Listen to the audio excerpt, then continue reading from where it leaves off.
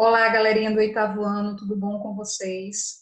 Galerinha, vamos iniciar mais uma das nossas atividades, mais uma de nossas aulas e vamos começar a trabalhar com o módulo 4, certo? Nós vamos começar falando do primeiro conteúdo do nosso módulo, que é o Congresso de Viena, tá? Esse assunto ele ainda está ligado, né, ao fim do governo ou fim do Império Napoleônico.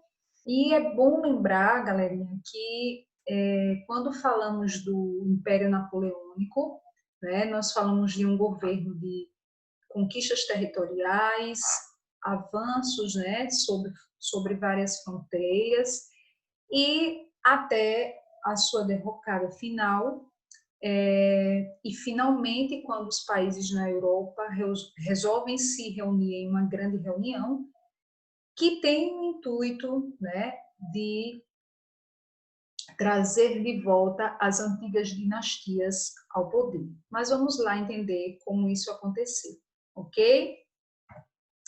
Então, olha só, gente, o Congresso de Viena, né, após a derrota napoleônica, aconteceu por meio de uma reunião em Viena, na Áustria, tá? As principais potências europeias, inclusive, foram essas potências que também lutaram contra o Império Napoleônico, né? E conseguiu vencer, certo? E conseguiram vencer Napoleão. Então, qual era o objetivo do Congresso de Viena? Vamos lá entender, gente. O Congresso de Viena tinha como objetivo determinar os rumos da Europa a partir, né, daquele novo momento histórico. Então, por quê? Era preciso determinar os rumos da Europa após a Revolução, né, pós-revolucionária, e delimitar as fronteiras dos Estados europeus. Por quê? A partir do Império Napoleônico, as fronteiras, né, ganharam outros formatos, outros limites. Então, com tantas guerras causadas por Napoleão, a França, você tem um território francês antes do Império Napoleônico e você tem um território da França durante, né, o Império Napoleônico. Então, ele invadiu muitas fronteiras e o objetivo dessa reunião era trazer, né, de volta as velhas fronteiras, né, que eram anteriores ao governo de Napoleão, tá? E essas fronteiras haviam sido afetadas por seu governo, ok, galera? Então, no Congresso, apesar do convite ter se estendido para várias nações, mas no Congresso se destacaram como protagonistas as grandes potências europeias da época, que era a Áustria, Prússia e a Inglaterra. Então, elas estiveram presentes e protagonizaram as principais decisões do Congresso de Viena, tá? Então, o que ia acontecer com essa Europa agora, né? Após tantas lutas, após o processo revolucionário, o que aconteceria com essa Europa? Vamos lá entender. Então, no Congresso, ocorreu a aprovação de algumas propostas, certo? E uma delas é o princípio da legitimidade. A outra muito importante é a política de equilíbrio europeu, certo? Assim, também foi formada a Santa Aliança. Então, vamos entender o que seria esse princípio da legitimidade. Então, no princípio da legitimidade, lá no Congresso de Viena, foi decidido que cada país deveria voltar a ser governado pelas dinastias. Ora, mas professora, então a gente falou de Revolução Francesa, falamos aqui do Império Napoleônico, que ele invadiu territórios, tirou reis do poder, né? Vários reis perderam seu poder e agora o Congresso vai retomar essas dinastias? Isso mesmo, galerinha. Então, os antigos monarcas absolutistas voltam ao poder, tá? No caso da França, quem volta é o irmão de Luís XVI, ok? Então, assim, aquelas velhas monarquias que haviam sido derrubadas por meio do Congresso de Viena são autorizadas a voltarem ao poder, ok? Ou aquelas que haviam sido derrubadas durante a Revolução, ou aqueles reinados, aquelas dinastias que haviam sido derrubados durante o Império Napoleônico, tá certo? Então, foi esse o princípio da legitimidade, aprovado durante o Congresso. Então, o Congresso teve esse intuito, né, de trazer de volta as antigas monarquias absolutistas. Foi um dos objetivos, tá, galerinha? Entendido aí? Vamos lá continuar. Então, os Bourbons, por exemplo, foram reconduzidos ao poder na França, como eu disse a vocês, né, há pouco. No caso, o irmão de Luís XVI, ele foi reconduzido ao poder. No caso, a família, né, a dinastia, voltou ao poder na França. E aí, com o apoio desse monarquista, o diplomata Talleyrand, que também trabalhou intensamente para que a França sofresse punições mínimas, porque diante de todo aquele cenário, né, a França ficou realmente como uma grande culpada de tantas invasões, de todas aquelas guerras que Napoleão se envolveu. Então, Talleyrand, né, trabalhou ali para que a França não ficasse tão prejudicada durante a reunião, durante o Congresso de Viena. Então, o outro ponto importante, né, que foi decidido lá no Congresso de Viena, já falamos do princípio da legitimidade, e aí vem um outro ponto importante que foi aprovado lá, que é o equilíbrio europeu. Então, havia um receio, né? Havia um receio de que a França e outras nações europeias voltassem a ser desequilibradas, né? Por movimentos sociais, por movimentos liberais, assim como a Revolução Francesa. Então, havia esse receio. O que a gente precisa fazer para manter a França e as outras nações europeias em um certo equilíbrio, tá? Como é que a gente pode manter esse equilíbrio? Então, foi uma das propostas aprovadas. Eles tinham o intuito de manter o equilíbrio, uma certa paz, uma certa tranquilidade entre as nações. Então, para isso, para manter esse equilíbrio, essas nações precisavam manter interesses comuns, tá?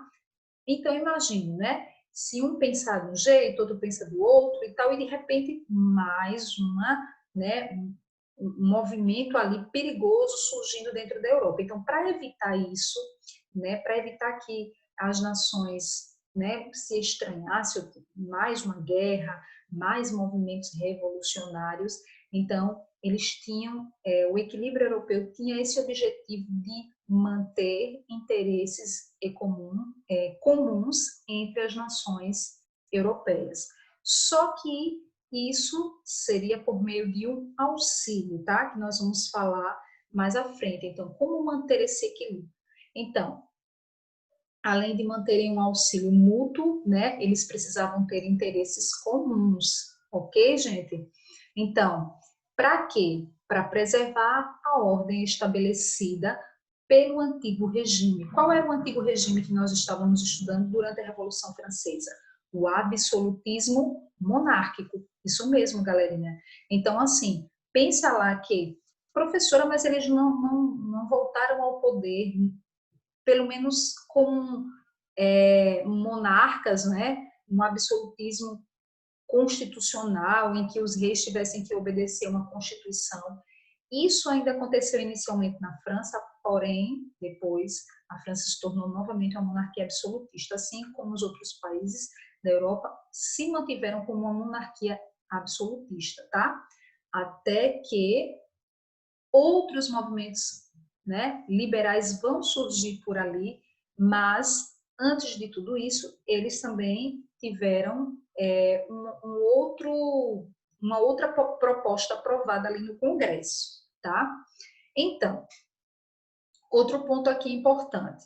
As áreas que haviam sido desmembradas por Napoleão, por exemplo, como o antigo Sacro Império Romano Germânico, para que mantivesse esse auxílio mútuo, né? Esse equilíbrio, eles pegaram esse território do Sacro Império Romano Germânico e repartiu entre os principais vencedores, né? Os vencedores da guerra contra Napoleão, certo? E aí esses vencedores ficaram com a tutela, né? Ficaram com as tutelas dessas regiões que, né, foram repartidas entre os vencedores, né, da guerra contra Napoleão. Então, no entanto, o problema, né, dessa divisão é que essa divisão ignorou aspectos dos povos que viviam nos territórios divididos. Então, não respeitou o pensamento, a cultura, aquele povo não foi ouvido, aquele povo não foi consultado. Então, tudo foi decidido sem que o próprio povo, né, que morava ali na região do Sacro Império Romano Germânico, fosse realmente consultado. Então, aspectos culturais, língua, né, cultura, história, nada disso foi considerado ali. Esses aspectos não foram considerados e ali houve uma divisão que se decidiu dentro do Congresso de Viena. Então, Confederação Germânica. Durante o Congresso de Viena, foi criada, então, uma Confederação Germânica, formada por estados independentes, reinos, ducados, os quais se originavam do desmembramento do Sacro Império Romano Germânico. Então, em vez do Sacro Império Romano Germânico, agora não se tinha mais esse nome, você tinha Confederação Germânica. E ali, dentro, né, dessa confederação, que era o antigo Sacro Império Romano Germânico, você tinha agora reinos e ducados independentes, tá? E aí, esses reinos, tá? Eles estavam submetidos a uma forte influência da Áustria e também da Prússia, tá, gente? Então, assim, o Sacro Império Romano Germânico saiu, né, de cena e foi criada a Confederação Germânica, e ali você vai ter reinos, né, independentes ali, ducados, mas que todos eles estarão submetidos à influência austríaca ou à influência da Prússia, certo? Bem, e sobre a Inglaterra? A Inglaterra, na verdade, saiu do Congresso com territórios estratégicos. Então, a Inglaterra saiu do Congresso, mas saiu beneficiada. Por quê? Todos os territórios que ela conseguiu ali dentro, né, da reunião, os territórios estariam voltados para que a Inglaterra se mantivesse como uma potência marítima comercial. Então, assim, a Inglaterra saiu bem privilegiada ali, porque ela conseguiu territórios estratégicos, tá, gente? Para que ela se mantivesse essa potência marítima comercial. Bem, então, vocês podem ver aqui no mapa as fronteiras da Confederação Germânica, que nós falamos agora, né? O antigo Sacro Império Romano Germânico, né? O Sacro Império Romano Germânico, agora com novas fronteiras, fronteiras da Confederação Germânica, essa em vermelha, e os vários pequenos estados, que são aqueles reinos, ducados ali, certo? Nessa cor marrom. Então, aí vem a Santa Aliança. O que seria essa Santa Aliança, tá? Olha só, a gente viu que para manter o equilíbrio europeu, a ideia é que as nações europeias mantivessem propostas, né, acordos comuns, tivesse um certo equilíbrio ali nas decisões e tal, para que mantivesse uma certa paz ali, que há muito tempo não tinha na Europa, né, desde a Revolução Francesa. Então, a Santa Aliança veio também como uma proposta para que esse equilíbrio se mantivesse. Então, foi uma proposta do czar russo, Alexandre I. Czar era uma espécie de rei, né, um líder russo. Então, e essa proposta foi logo apoiada pela Prússia, tá? E também pela Áustria. Essas potências europeias decidiram formar um exército internacional. E para que esse exército internacional? Porque eles queriam se proteger. Essas dinastias absolutistas que voltaram ao poder queriam se proteger, tá, gente? Eles queriam se proteger e intervir em movimentos que colocassem em risco a monarquia absolutista. Olha só. Então, essa estratégia do czar, na verdade, de ter um exército internacional, era combater, não é, qualquer movimento liberal, qualquer movimento que quisesse derrubar novamente essas monarquias absolutistas do poder, ok? Bem, só que a Inglaterra ela não vai aderir à proposta. Por quê, gente? Vejam só, a Inglaterra já há muito tempo que a gente sabe, né, que ela não era uma monarquia absolutista, ela era uma monarquia parlamentarista. E a gente falou que a Inglaterra ela tinha, né, uma nobreza aburguesada, ela já estava ali envolvida com um movimento de industrialização. Então, assim, para a Inglaterra não interessava, ela queria, por exemplo, regiões, né, como que viviam submissas à Espanha, né, como a chamada América Espanhola, as regiões que foram submissas, né, aos espanhóis da América, até o Brasil também, né, que vivia submisso a Portugal. Então a Inglaterra não estava muito interessada, ela queria até que essas regiões se tornassem regiões independentes, porque ela lucraria vendendo suas mercadorias, né? Fazendo comércio, né? Um livre comércio. E aí ela não se ligou muito nessa proposta, ela não apoiou a Santa Aliança, ela não investiu, né? Inclusive, a Santa Aliança não vai se fortalecer também porque não vai ter mais dinheiro para se investir nesse exército internacional. Então, sobre a França, ela ainda foi condenada a pagar indenizações aos países que venceram Napoleão Bonaparte, né? E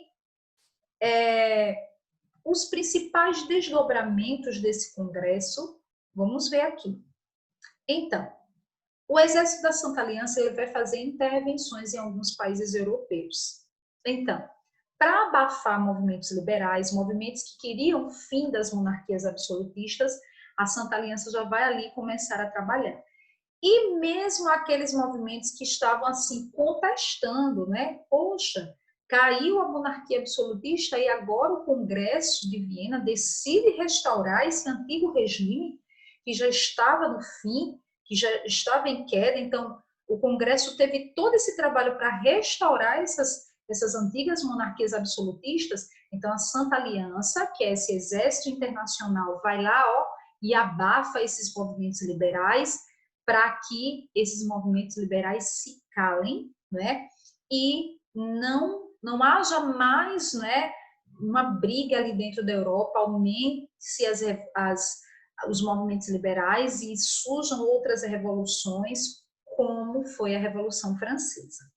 Então, o que é que acontece? Durante a década de 1920, as colônias da América Espanhola, como eu já tinha dito a vocês, né? A América, uma parte da América foi colonizada por espanhóis, certo?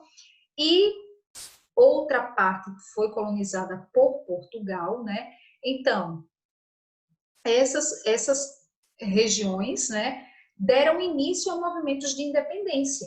Então, você vai ter movimentos de independência nas regiões que foram conquistadas pelos espanhóis, vai ter movimentos de independência na região da América que foi conquistada pelos portugueses, né? E aí a Santa Aliança vai tentar intervir dentro da América, ela ainda vai tentar intervir para impedir, né, que essas colônias se tornem independentes, tá? Então, vai lá, a própria a Santa Aliança vai tentar lá intervir. Porém, o que vai acontecer, galera? Os Estados Unidos, recém-independente, né, que conseguiu a sua independência em relação à Inglaterra, não é isso?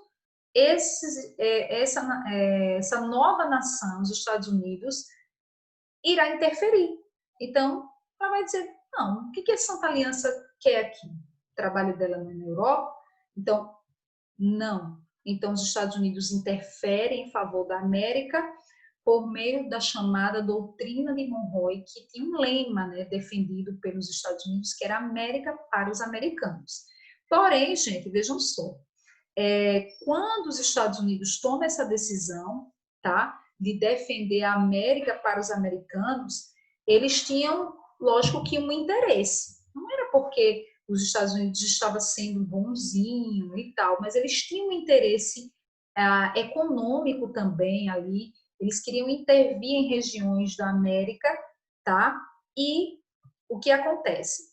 Os Estados Unidos era recém-independente e não faz isso por altruísmo. Eles tinham interesses em instaurar e manter uma hegemonia. Eles queriam influenciar essas áreas que estavam ali, né, lutando por sua independência. Então, eles queriam ali, ó, influenciar economicamente, politicamente. Então, assim, parecia né, algo que parecia ser uma bondade dos Estados Unidos, né, dizer que a Santa Aliança não podia intervir nos movimentos de independência, porém os Estados Unidos tinham sim os seus interesses, ok?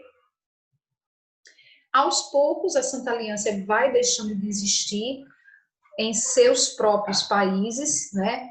Porque dentro desses países começam a eclodir novos movimentos liberais. Então, passado um tempo, né, algum tempo depois, na Europa, vai eclodir movimentos liberais, e esses movimentos liberais querem o fim dessas monarquias absolutistas. E tudo isso exigiu muitos gastos militares, somadas despesas, né, externas, as intervenções que a Santa Aliança fazia internamente e externamente, isso gerava muito gasto, né? Então, naquele momento, a economia desses países estavam ficando minadas, né, enfraquecidas, e aí a Santa Aliança vai deixando de existir e esses movimentos liberais vão ganhando força para lutar, né, contra essas dinastias absolutistas que ressurgiram após o Congresso de Viena. Bem, galerinha, e aqui a gente encerra, certo? Acredito que vocês tenham entendido que o Congresso de Viena, seu objetivo maior foi trazer de volta realmente as antigas dinastias e trazer de volta as antigas fronteiras, né? Por conta da intervenção de Napoleão